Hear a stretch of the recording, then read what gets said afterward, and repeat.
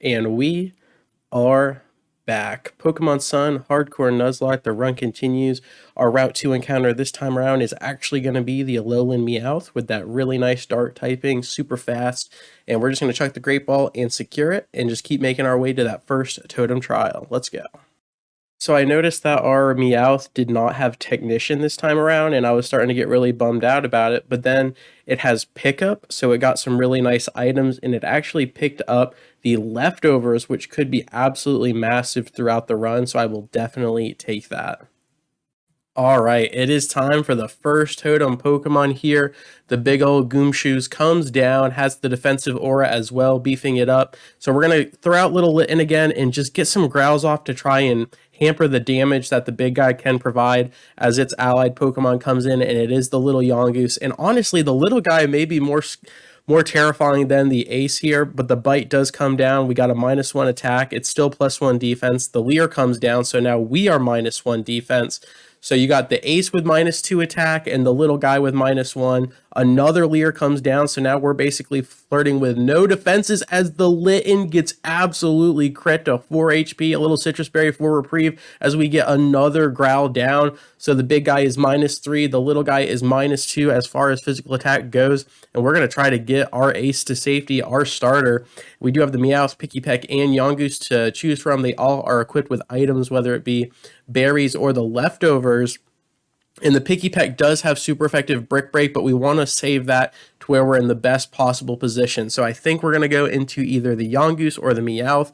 The Meowth potentially could get a flinch lock with the bites, so that's something to look forward to, but we are going all in on our own Yongoose. It is a family reunion here. The bite comes down. It is hampered by the Growl, but that double tackle from its ability Stakeout is going to be massive here. We can go in for a Leer to drop the defenses on the other side. We could go for a single Sand Attack. We go for the double down on the Leer. The ace drops back to normal defense while the little guy is -1. The tackle comes down, massive damage, but the Oran Berry bringing us back to life.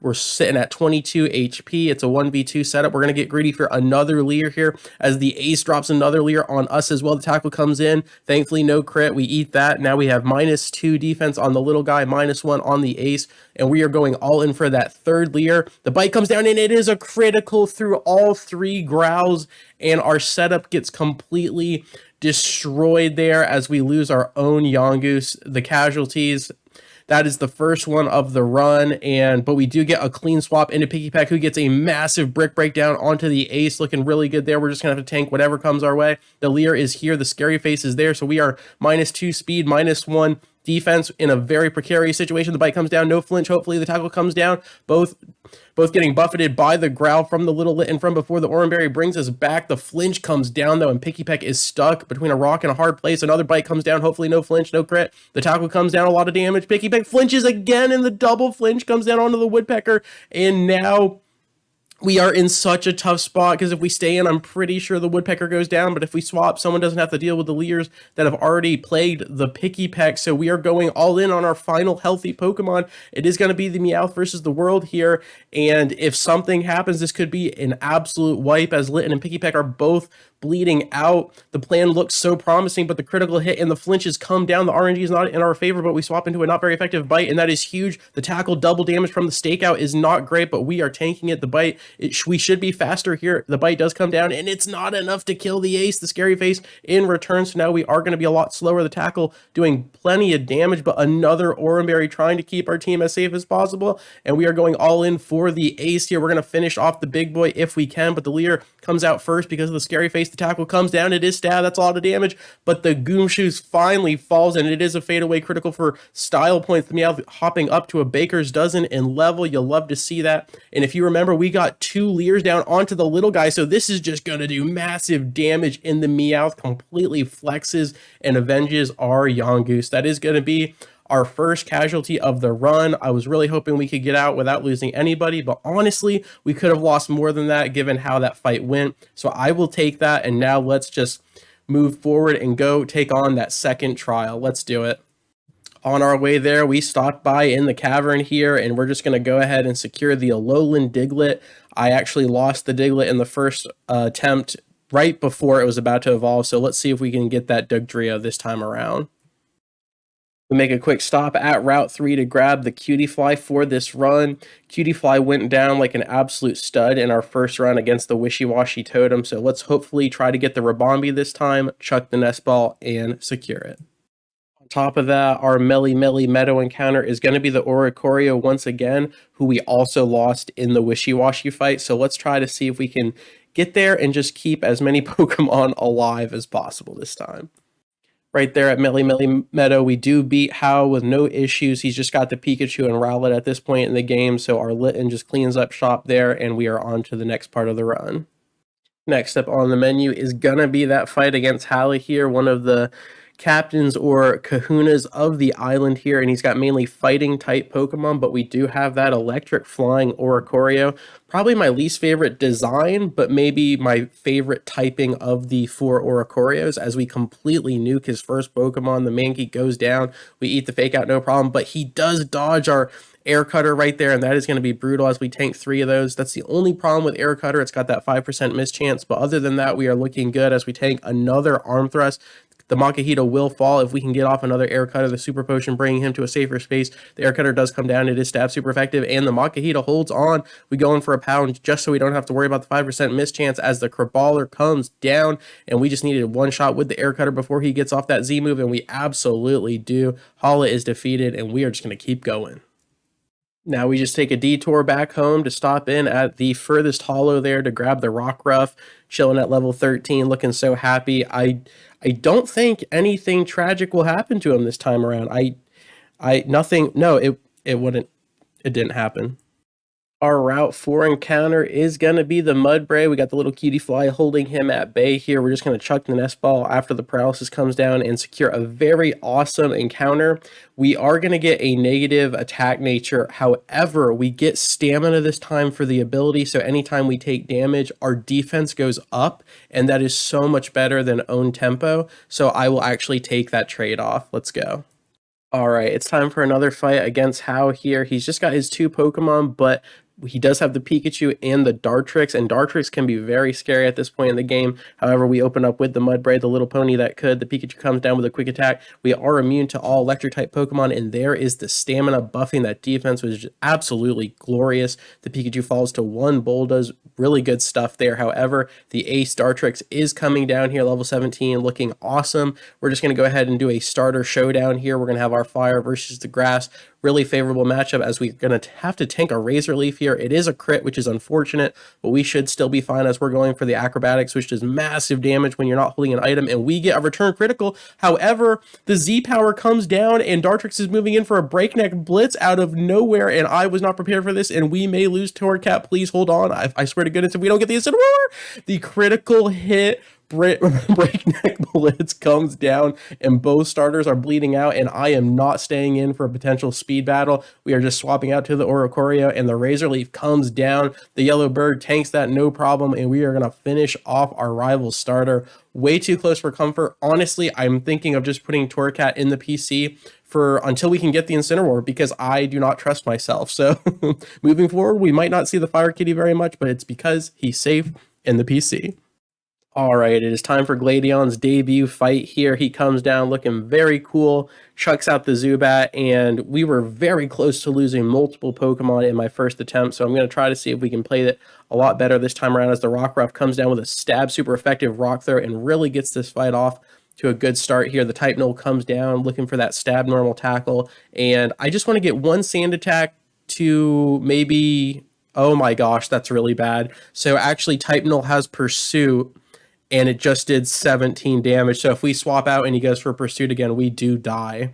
We lose our little puppy. So we do have a -1 accuracy, but I think we're just going to stay in and tank another one, as we would have died there anyway. So now he's -2 accuracy, and we have a good chance of swapping out. And if he goes for Pursuit, he might miss. If he goes for Tackle, we'll be just fine. But we are going to risk it all here to get the Rockruff to safety, get the Stretcher, get the Parachute, get him out of here. And who are we going to swap into? Meowth can probably tank a Dark-type move pretty well. So let's do that. And the Pursuit comes down, and it doesn't miss. And we lose Rockruff. We absolutely lose the little puppy, and that is 2 casualties already, and we haven't even got to the Wishy-Washy. However, I am not going to lose hope yet. The Cutie Fly comes down. We are going to see if we can cripple this Type Null with a Stun Spore, and the Cutie Fly does clutch with that 15 or 25% accuracy. Mischance, but the tackle, my god, does so much damage, and if we swap out and it gets that double damage on pursuit, we are in trouble. However, Cutie Fly is fairy, so it does resist the pursuit. We're going to try to get a little bit of HP back with the Draining Kiss, but if it breaks through with tackle, we might die. The Cutie Fly does dodge the tackle because of the Rockruff sand attack, so actually the puppy keeping a team member safe in death. I will absolutely take that. Man, this fight is just ridiculous. The pursuit does not come down, so this is probably going to be a tackle, and it misses. The Rockruff keeping the team safe even though he falls. Really good stuff. You got to respect that. The paralysis keeping the Type Null in check, and now potentially we can just get a flinch lock with the bites, but we're going to get some growls down just in case Type Null gets a little bit hungry for his own good. 2 growls comes down, so now Type Null is -2 accuracy, -2 attack, and paralyzed. We are looking so much better now. The fight is finally turning around, and now we are going for those stab bites, plus the paralysis, plus the accuracy debuff, so Type Null is in a very tough spot, and you'll love to see it as the tackle comes down, and with 2 growls, it still does 13 damage. Type Null is just a monster. Another tackle comes down, and that is so much damage. If it does crit, we do lose the Meowth, and we can go for more bites. We can go for another growl to try to hamper that damage and get somebody else in there, and another tackle comes down. If that crits, it is all over, but Meowth holds on.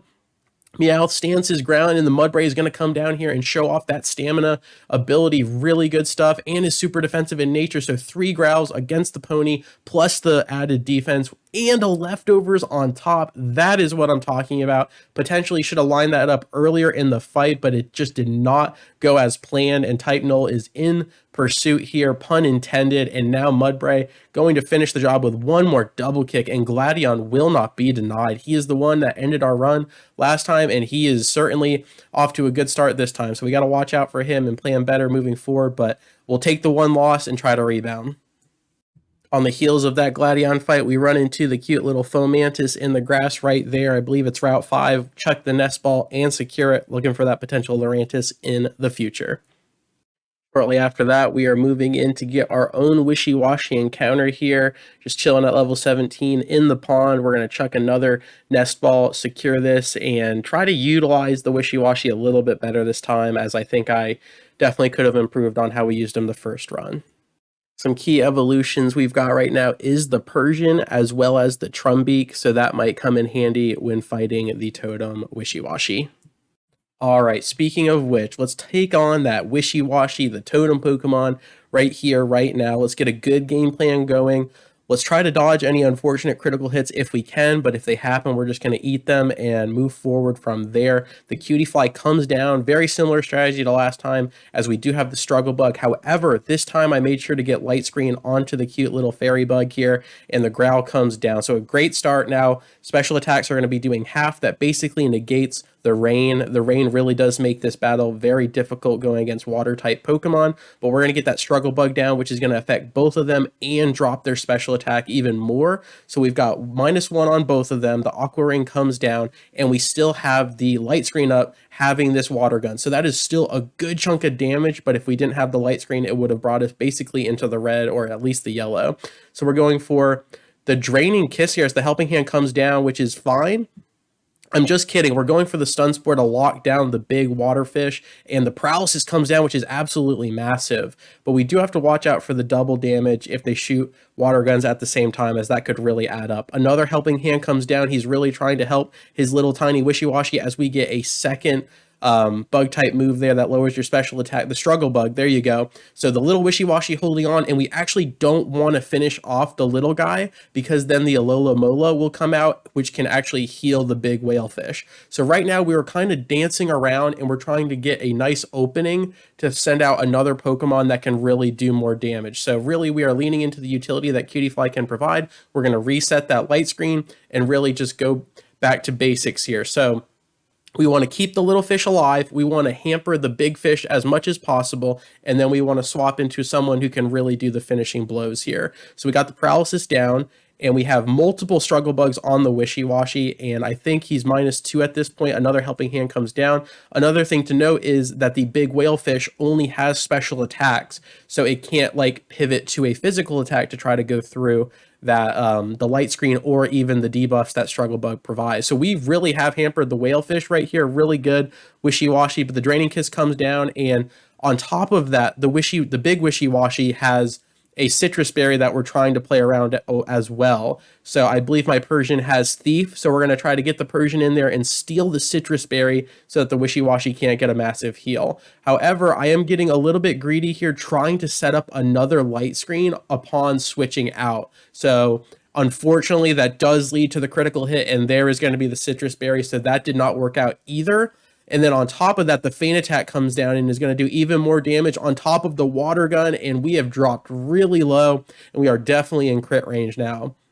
So we may potentially go for one more draining kiss to try to get out of that crit range as the little cutie fly, but I think it's a lost cause. I think we just got to get out of here before we get crit, and there it is. Thankfully, the paralysis comes down. If the paralysis did not come down on the ace there, I think we would have just lost Cutie Fly. So we're going to cut our losses. Let's go ahead and swap into another Pokemon here. We have a couple options. The Persian is super fast with good defenses, and the Wishy-Washy is also a pretty good one. The only problem with the Fomantis is that it's super squishy, so if it does get crit, I think we absolutely lose it. So we go all in on the Persian. We do get a paralysis. We're going to have to tank a water gun with no light screen to buffet that as the little Wishy-Washy gets a little HP. And this is getting a little bit sloppy here, but we are going to go in for the flinch lock with the bites. Stab bites here. Really good stuff. The helping hand does come down, empowering the little Wishy-Washy. And now the bite is beautiful, getting Wishy-Washy into the orange as a critical hit. Water gun goes through all of the struggle bugs, and the Persian falls. Oh my gosh, that is so brutal. So it didn't even matter if we had the light screen up, as that water-empowered water gun is just GG in the rain. That is insane. As we get a clean swap into the Fomantis, and wow, Persian was such an MVP and ended up going down to the Mimikyu last time, and we just lose them straight up in the second Totem Battle, and this tiny little Fomantis is standing here in front of these two little Wishy-Washies now, and just drop back with a Razor Leaf and fade away. Let's do it. Drops back, chucks all of the leaves, and it cuts down the tiny little guppies, and that is a bittersweet victory. It really is, as we lose another Pokemon. So we've lost our Yongoose, and we've lost our Persian on top of the cute little Rockruff that went down, securing victory against the type Null. So we've lost 3 so far. The Persian's kind of irreplaceable at this point, since it's one of the few fast dart types, but we're going to have to make do with what we have and just play smarter. It's really tough. This game is pretty difficult to hardcore Nuzlocke, as we are coming to find out. But again, let's secure all of the first encounters we can. Let's not lose hope, and let's just keep moving forward. But as far as this episode goes, I think I'm just going to call it there. So as always, thank you so much for your time. I really do appreciate it. And I will catch you on the flip. Peace.